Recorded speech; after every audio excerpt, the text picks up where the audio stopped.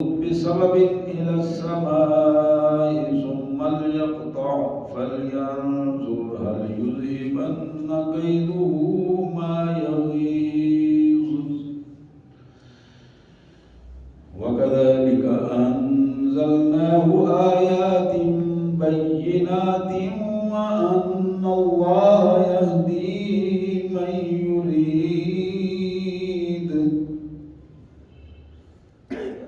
إن الذين آمنوا والذين هادوا والصابئين والنصارى والمجوس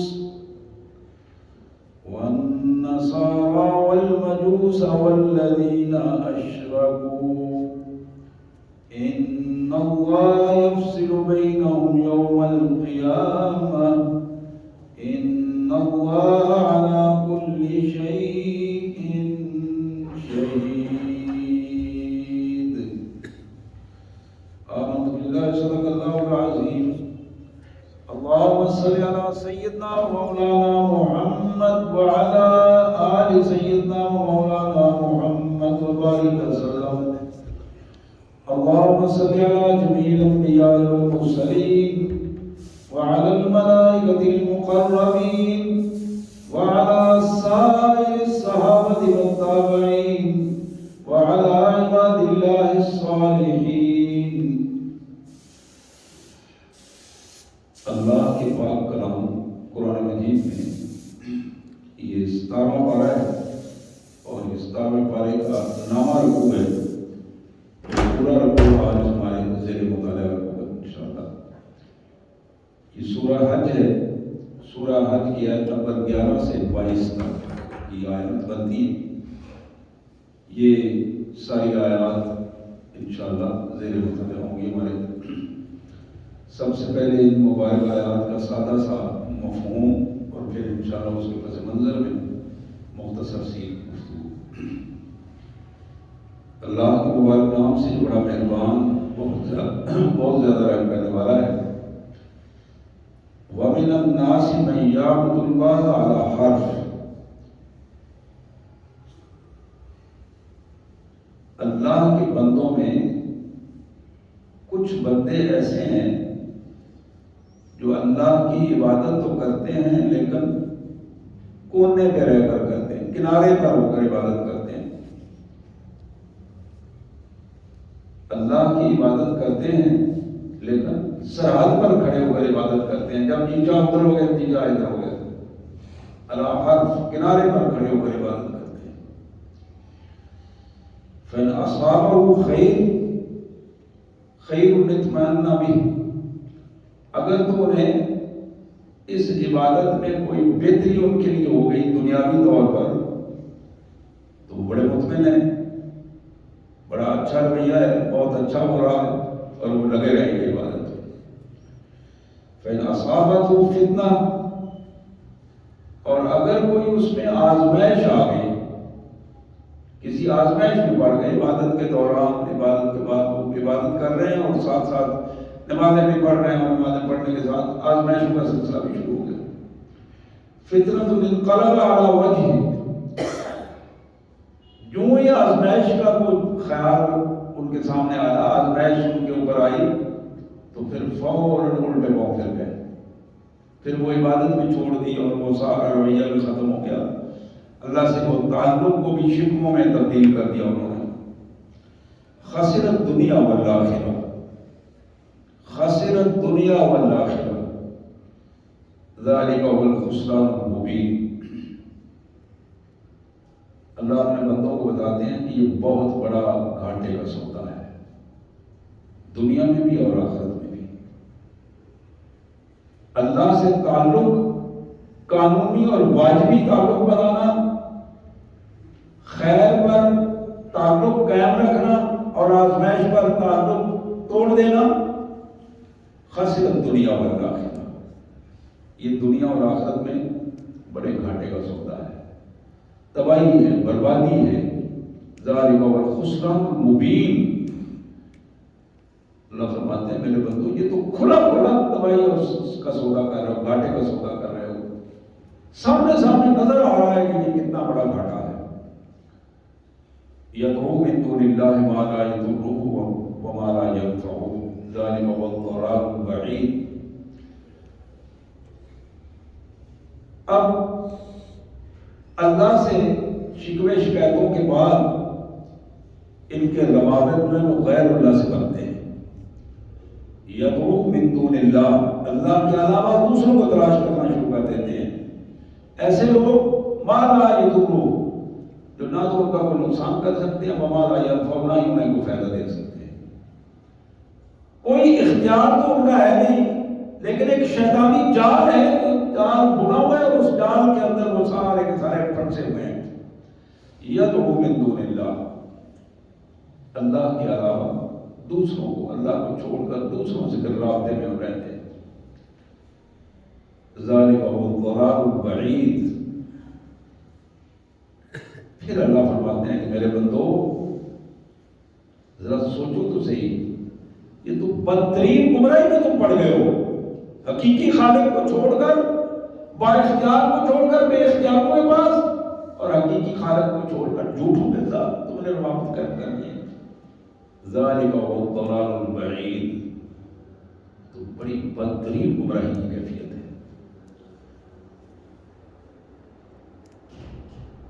اور جس کو تم پکار رہے ہو، جس کو یہ پکار رہے ہیں، یدعو لمن ضرہ اقرب من نفعہ، اگر کوئی دنیاوی طور پر یہ اس میں کوئی نہ کوئی فائدہ محسوس بھی کرتے ہیں، تو فائدہ کم ہے، نقصان ان کا زیادہ ہے۔ لبیس المولا و لبیس العشیر، جس کو انہوں نے اپنا بڑا بنایا ہوا ہے، بہت ہی بدترین ہے وہ، اور بدترین ہے ان کا وہ تعلق جو اس سے رشتہ داری کا تعلق انہوں نے بنا لیا، یہ پیری مریدی کا تعلق جو بنا لیا، یہ ساجد مسلوق کا جو تعلق انہوں نے اس سے کر لیا، یہ جو عقیدت کے رشتے اور روابط انہوں نے بنا لیے، لبیس المولا، بدترین یہ ان کا آقائی کا تعلق، ولبیس العشیر، اور یہ جو تعلق بنایا ہے یہ عقیدت کا تعلق نہیں، یعنی بدترین تعلق بنتا۔ ان اللہ یدخل الذین آمنوا وعملوا الصالحات جنات تجری من تحتها الانہار ان اللہ یفعل ما یرید۔ اللہ نے اپنے فرما بردار بندے، سچے ایماندار، اللہ کے حکم کے مطابق ڈھل جانے والے، ان کے لیے اللہ تعالیٰ نے بڑے بڑے محلات اور باغات تیار کر رکھے ہیں جن کے نیچے نہریں چل رہی ہیں، انہی میں ان کا استقبال ہوگا۔ یہ ان کو وراثت کے طور الاٹ کر دی جائیں گی یہ چیزیں، یہ مالک کی مرضی ہے۔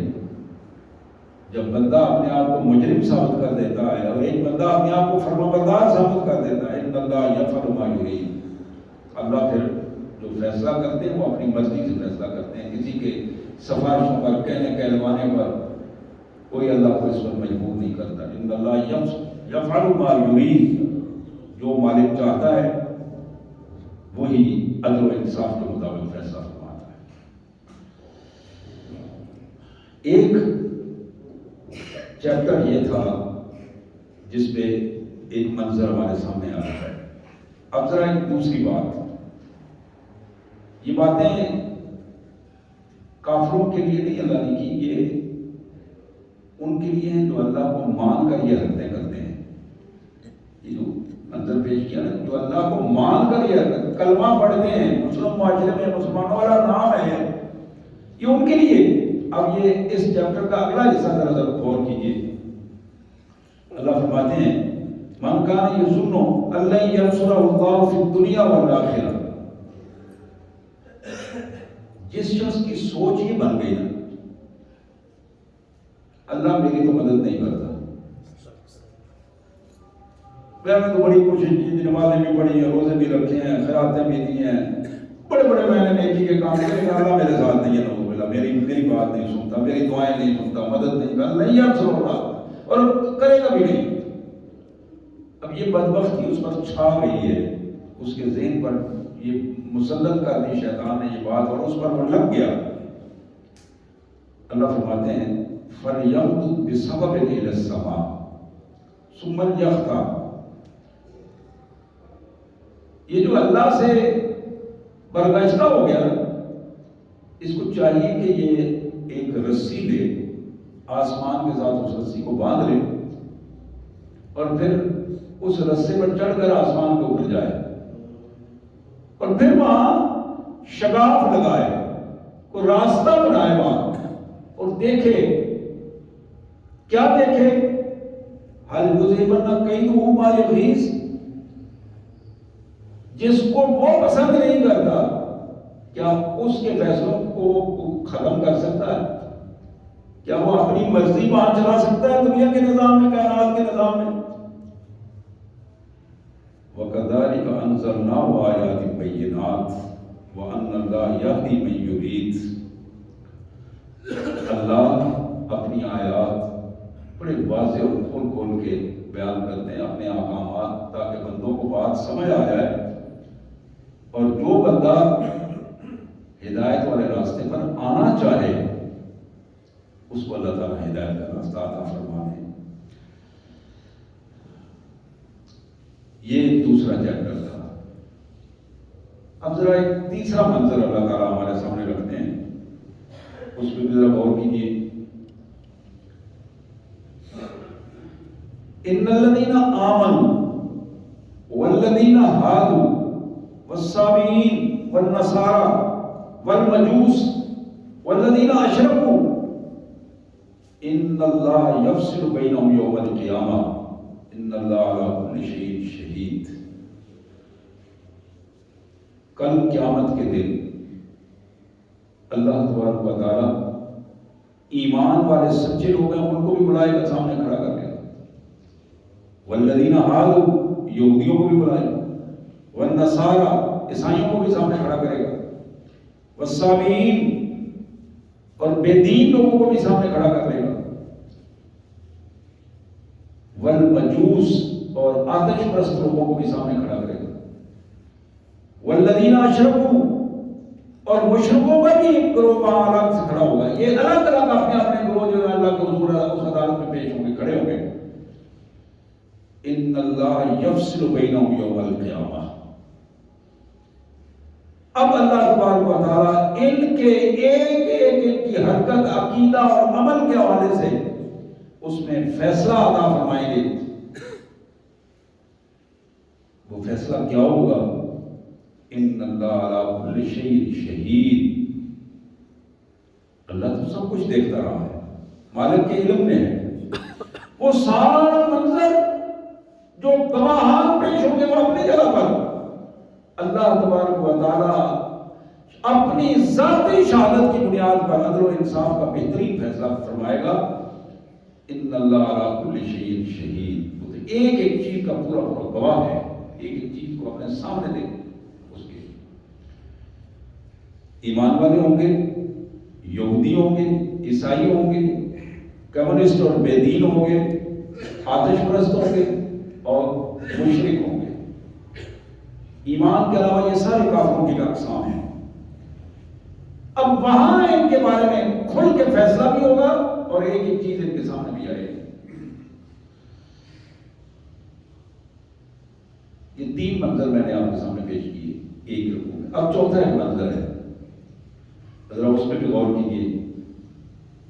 الم تر ان اللہ یسجد له من فی السماوات ومن فی الارض والشمس والقمر والنجوم والجبال والشجر والدواب وكثير من الناس وكثير حق عليه العذاب ومن يهن الله فما له من مكرم ان الله يفعل ما يشاء. اللہ اکبر. اللہ فرماتے ہیں کہ ذرا غور کرو، دیکھا نہیں تم نے اس کائنات کی ہر چیز جو کچھ زمین و آسمان میں موجود ہے اللہ کے حضور عبادت کرتے ہوئے اس کے حضور سجدہ ریز ہے. زمین و آسمان خود بھی اور ان کے اندر جتنی چیزیں ہیں وہ ساری کی ساری اللہ کے حضور سجدہ گناہ ہے۔ والشمس، سورج اپنے اللہ کے حضور عبادت گزار ہے، اس کا سجدہ اس کے حضور کرتا ہے۔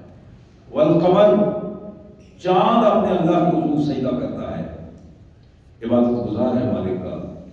والنجوم، تمام کے تمام ستارے، نجم کی جمع نجوم ہے، تمام کے تمام ستارے اللہ کے حضور اس کی عبادت کرتے ہیں اور سجدہ ریز ہیں۔ والجبال، سارے کے سارے پہاڑ، چھوٹے بڑے سب اپنے اللہ کے حضور سجدہ ریز ہیں اور اپنے اللہ کے حضور عبادت گزار ہیں۔ والشجر، جتنے درخت ہیں، پودے ہیں، ان درختوں اور پودوں میں کوئی ایک بھی ایسا نہیں ہے جو اللہ کی عبادت نہ کر رہا اور اللہ کے حضور عبادت میں سجدہ ریز نہ ہو۔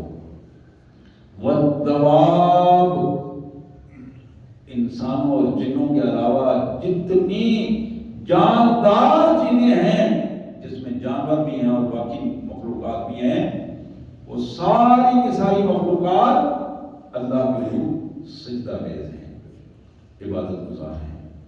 وَكَثِيرٌ مِّنَ النَّاسِ، ہاں لوگوں میں اکثریت لوگوں کی، کثیر من الناس، اکثریت لوگوں کی اللہ کے حضور سجدہ ریز ہے، اللہ کے حضور عبادت گزار بھی ہیں۔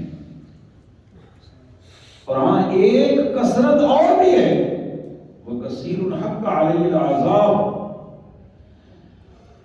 بہت سارے ایسے لوگ جن کی بڑی تعداد ہے، ان پر عذاب کا فیصلہ ہو چکا ہے ان کی حرکتوں کی وجہ سے، ان کے بدترین عقائد کی وجہ سے، وہ بھی اللہ کے حضور سجدہ ریز ہیں، وہ بھی اپنے طور پر اللہ کی یہی سمجھتے ہیں اللہ کی عبادت کر رہے ہیں، لیکن ان کی بد کرداریوں کی وجہ سے ان پر عذاب بھی کا فیصلہ ہو چکا ہے۔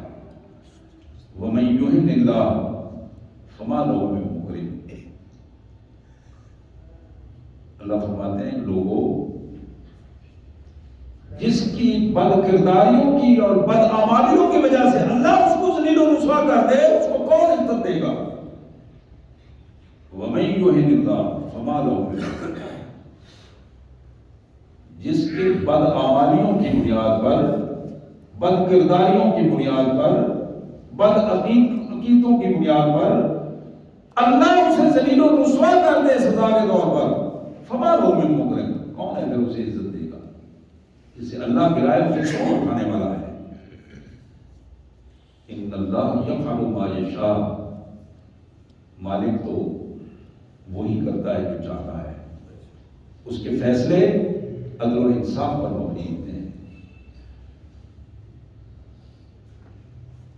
اب یہ چھٹا پیراگراف ذرا آپ کے سامنے ہے، اس کو بھی ذرا غور کیجیے۔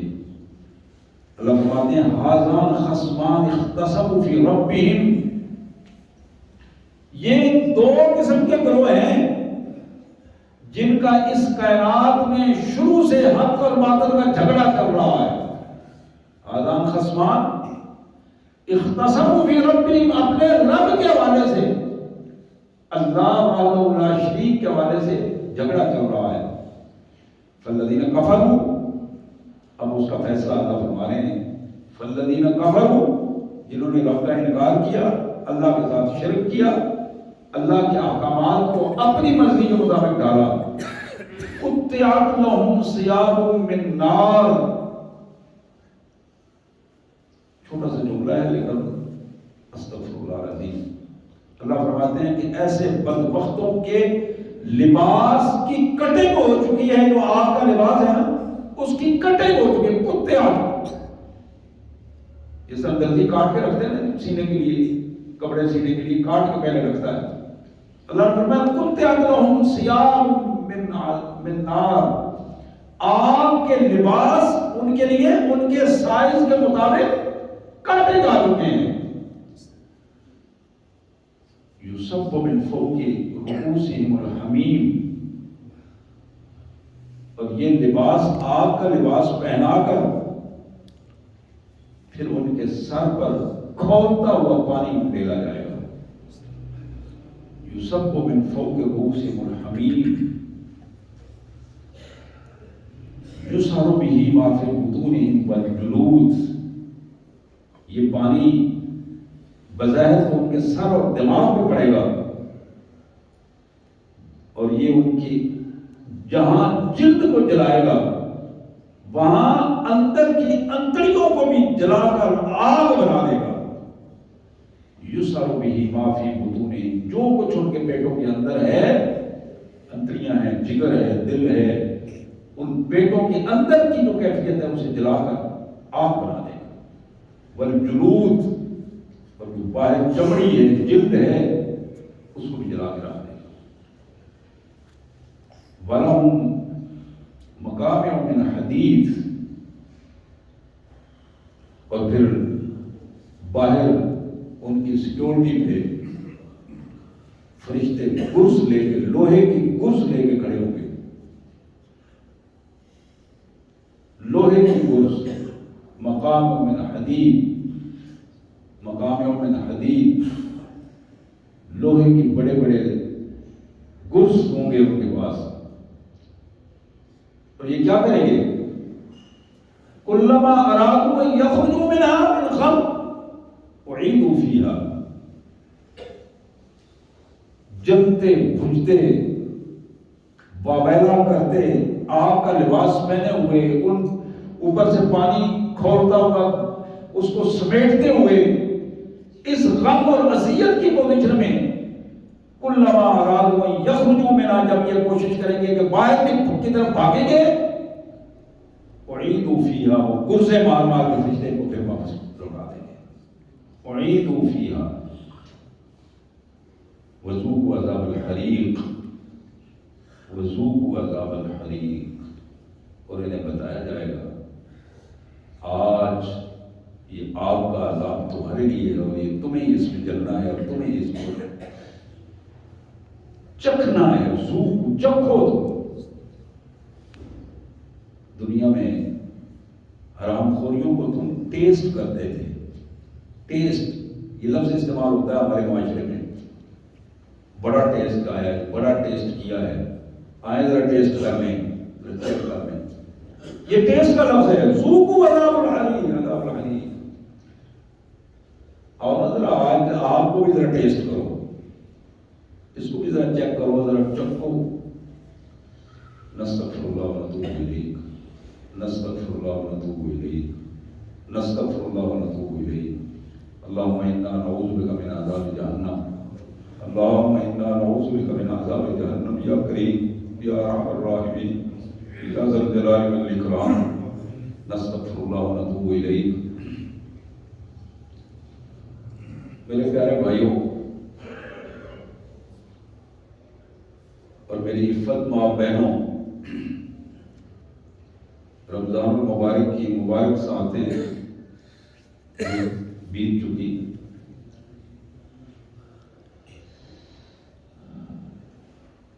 یہ جائزہ تھا جو میں نے آپ کے سامنے پیش کیا، سورہ حج کی یہ آیات، آیت نمبر 11 سے 22 تک، 17ویں پارے کا نام رکھو۔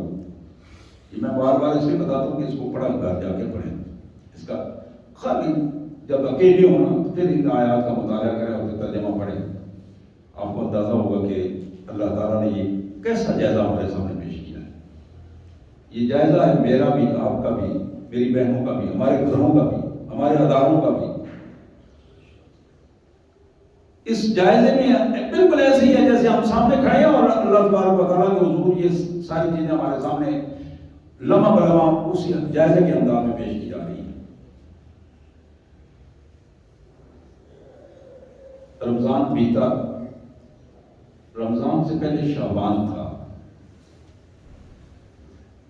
ہمیں دیکھنا یہ ہے کہ ہم شعبان میں جو کچھ تھے شوال میں بھی ہوئی ہے، کوئی فرق تو نہیں پڑا ہماری عادات، ہماری گفتگو، ہمارے رویے، ہماری عبادتیں، ہمارے معاملات، ہمارے اخلاق۔ اگر تو رمضان شریف کے آنے کے بعد کچھ ہمارے اندر تبدیلی آئی ہے، وہ فرق پڑ گیا، عبادتوں میں فرق پڑ گیا، رویوں میں فرق پڑ گیا، دکانداری کے معاملات میں، لین دین کے معاملات میں فرق پڑ گیا، خوف خدا غالب آ گیا، دینداری کا پہلو، دیانتداری غالب آ گئی، سوچ فرد کی بجائے قومی سوچ بن گئی، اور اس قومی سوچ میں امت کا ایک تصور آیا کہ کوئی ایسی پہلو اندر سے بدلنے کی چیز ہے کہ کوئی چیز ایسی ہے جو جس نے یہ کوئی تبدیلی لایا۔ اگر تو کوئی ایسا پہلو ہے تو پھر اس پہ اللہ کا شکر بھی ادا کرنا چاہیے اور اس کو مضبوطی کے ساتھ رکھ کر استقامت کی دعا کرنی چاہیے۔ لیکن اگر ایسا پہلو نہیں بن سکا، شعبان میں جو کچھ تھا رمضان بیت گیا، شوال میں بھی وہی کچھ رہا، وہ وہی کچھ نہیں رہتا، جو ہمیں وہی کچھ نظر آ رہا تھا وہ اس سے بدتر ہو جاتا ہے، وہ اس سے بدتر ہو جاتا ہے۔ حدیث مبارک کے الفاظ ہیں، من استوى یوما فهو مغبون، من استوى یوما فهو مغبون، او کما قال رسول اللہ صلی اللہ علیہ وسلم۔ جس بندے کے 2 دن برابر گزر گئے، برابر، میں تجزیہ جو کر رہا تھا، شعبان، رمضان، شوال برابر ایک ہی انداز میں گزر گئے، اس کی طبیعت میں کوئی فرق نہیں آیا، معمولات میں کوئی فرق نہیں آیا، اخلاق میں کوئی فرق نہیں آیا۔ جس کے 2 دن حضور نے فرمایا برابر گزر گئے، فهو مغبون، وہ شخص ہلاکت کی طرف چل گیا، وہ تباہی کی طرف جا رہا ہے، ذلت و رسوائی کا سودا کر رہا ہے۔ میرے بھائیو، ہمارے تو 80 سال اس طرح گزر گئے، ہم تو اس تباہی میں آگے بڑھتے چلے جا رہے ہیں اور سالوں کا سودا کر رہے ہیں۔ میرے آقا نے تو 24 گھنٹے کی بات کی تھی صلی اللہ علیہ وسلم، یہ تو 24 گھنٹے کی بات تھی، یہ تو ایک دن کی بات تھی کہ ایک دن 24 گھنٹے والا جو گزرا ہے، اگلا دن پھر اس طرح نہ گزرے، اگلا دن اس سے بہتر گزرے، اگلا دن تمہارا مالک کے قریب ہونے کا دن ہو، محمد رسول اللہ کی قیادت کے قریب والا دن ہو۔ ایسا نہ ہو کہ آنے والا دن پہلے والے دن سے بھی زیادہ ذلت و رسوائی کا دن ہو۔ من استوى یوما فهو مغبون۔ اسی طرح محمد کریم صلی اللہ علیہ وسلم نے جو ہمیں وقت سے پہلے اللہ کے حکم کے مطابق کچھ باتیں بتائی ہیں، میرے بھائیوں، وہ بھی ہمارے لیے جائزہ بھی ہے اور عملی طور پر ہمیں الرٹ کرنے کی بات بھی ہے کہ وقت سے پہلے ہم درست ہو جائیں، وقت سے پہلے ہم درست ہو جائیں۔ اور وہ یہ ہے کہ موت کے آنے سے پہلے اپنی تیاری کرو۔ یہ لفظ بار بار حدیث میں آتا ہے، بار بار، کبھی قبر کے نام سے آتا ہے، کبھی موت کے نام سے آتا ہے کہ زندگی جا رہی ہے، تمہیں اس زندگی کو، دنیا کی زندگی کو بہتر بناؤ گے تو آخرت کی زندگی بہتر بنے گی۔ اگر تمہاری دنیا کی زندگی بہتر نہ ہو سکی پھر آخرت کی زندگی بہتر نہیں ہوگی۔ بہتری کا معیار یہ دولت، حرام خوریاں اور یہ دنیا داری کا یہ نظام جس کو شیطنت کے نظام کے تحت ایک جال کی صورت میں ہم بن رہے ہیں، یہ بہتری کا معیار نہیں ہے۔ بہتری کا معیار یہ ہے ربنا آتنا فی الدنیا حسنہ وفی الآخرۃ حسنہ وقنا عذاب النار۔ یا اللہ، اس دنیا میں بھی ہمیں ہر وہ چیز عطا فرما جو تجھے پسند ہے، اور آخرت میں بھی ہمیں ہر وہ چیز عطا کرنا جو تجھے پسند ہے۔ اسی طرح رسول اللہ صلی اللہ علیہ وسلم نے، مشکات شریف کی حدیث ہیں، یہ سیاستہ میں ایک نہیں بہت ساری حدیث آئی ہیں، قبر میں 3 سوالات ہوں گے۔ پہلا تو تصور ہی ہمارا ایک اگر درست تصور بن جائے کہ اس قبر کے گڑھے کے اندر ہم اپنے آپ کو محسوس کریں تو پھر وہ چیز جو ہے وہ سامنے آتی ہے کہ حقیقی طور پر وہ گڑھا ہے کیا۔ کہ ہم زندگی کے ساتھ اس میں لیٹنا نہیں چاہتے، ایک رات نہیں گزارنا چاہتے زندگی کے ساتھ۔ کوئی بھی جو باشعور انسان ہے، تو حضور صلی اللہ علیہ وسلم نے فرمایا کہ جب قبر میں دفن کر دیا جاتا ہے تو پھر اللہ کے فرشتے اس کے پاس آتے ہیں، اٹھا کر بٹھا دیتے ہیں۔ لمبی حدیث ہیں، اس میں 3 سوالات پوچھے جاتے ہیں۔ من ربوں کا، رب کون ہے؟ رب کون ہے تمہارا، جانتے ہو؟ تو وہاں مومن آدمی تو یہ الفاظ کہے گا، ربی اللہ، میرا رب اللہ ہے۔ اور جو مشرک ہوگا اس کو کسی کے نام لینے کی توفیق تو نہیں ہوگی۔ حضور نے فرمایا وہ کہے گا ہے ہاتھ، لا ادری، مجھے کوئی معلوم نہیں، مجھے نہ چھیڑو، مجھے نہ پوچھو، مجھے نہ چھیڑو، مجھے معلوم ہی نہیں ہے۔ افسوس، یہ بات وہ بار بار کہے گا۔ کون کہے گا؟ جس نے اللہ کی پہچان کرنے کی کوشش نہیں کی۔ میرے بھائیوں، اللہ کی پہچان بندے نہیں کرواتے، قرآن کرواتا ہے۔ ہم مارے پھر رہے ہوتے ہیں، بندوں کے گوٹے گٹوں میں بیٹھ رہے ہوتے ہیں کہ وہ ہمیں پہچان کروائیں۔ اللہ کی پہچان اللہ نے خود اس حوالے سے قرآن مجید میں اور رسول اللہ صلی اللہ علیہ وسلم نے الحدیث مبارک میں بارہا اس بات کو بڑا کلیئر الفاظ میں بتایا ہے کہ جسے مالک کو ڈھونڈنے کی کوشش کرو اور جسے اسے ڈھونڈنا ہے وہ قرآن کے ساتھ تعلق قائم کر دے۔ قرآن کو چھوڑ کر دنیا بھر کے علوم اکٹھے کر دو، اللہ تبارک و تعالیٰ سے رزق کی طرف رسائی نہیں ہوگی۔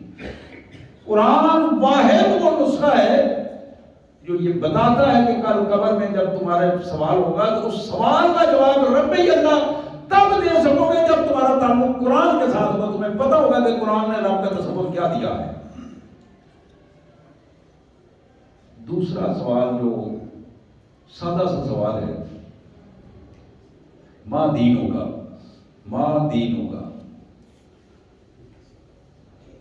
اب یہ دین جو لفظ ہے نا، بڑا سادہ سی بات ہے اور سمجھنے والی بات ہے۔ وہاں جو سوال ہوگا نا، ماں دین ہوگا، تم نے زندگی کس طریقے کے مطابق گزاری؟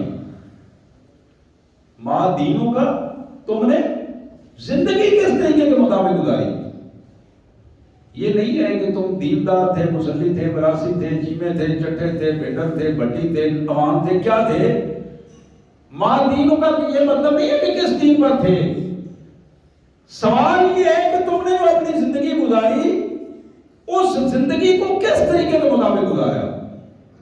اللہ کے دیے ہوئے طریقے کے مطابق یا اپنی مرضی یا کسی کے کہنے پر؟ ماں دینوں۔ اب ایمان والا بندہ تو حضور نے فرمایا جواب دے گا دین الاسلام، میں نے اللہ کے دین جو اللہ نے مجھے طریقہ دیا تھا، جو قرآن نے طریقہ سکھایا تھا، اس کے مطابق زندگی بسر کی ہے۔ ان الدین عند اللہ اسلام، قرآن کہتا ہے۔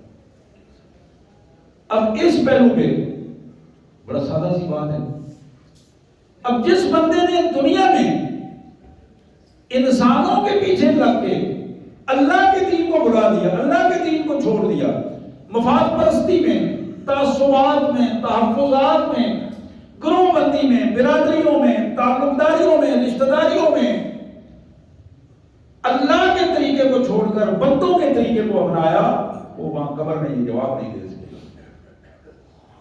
اس کا جواب وہی ہوگا ہے لا ادری۔ تیسرا سوال جو ہوگا، من نبی ہوگا۔ یہ الفاظ میرے پیارے بھائی وہی ہیں جو حدیث کے الفاظ میں، آپ نے الفاظ نہیں استعمال کر رہا ہوں، حدیث کے الفاظ ہیں۔ من رب ہوگا، ماں دین ہوگا، من نبی ہوگا صلی اللہ علیہ وسلم۔ کہ تم بتاؤ کہ تمہارا قائد کون تھا، نبی کون تھا؟ من نبی ہوگا، نبی کون تھا؟ اب جس نے ساری عمر ان جھگڑوں میں گزار دی کہ میرا قائد فلاں، میرا قائد فلاں، میرا قائد فلاں،